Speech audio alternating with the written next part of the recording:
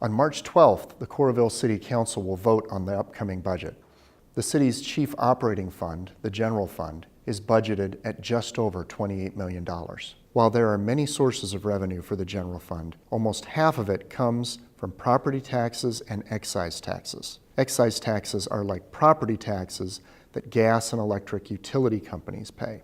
Almost a third of the general fund revenue comes from the city charging for services such as recreation program fees or building permits, and from financing sources like interfund transfers. 11% of the money that goes into the general fund comes from hotel-motel taxes that hotel guests pay when they stay overnight in Coralville.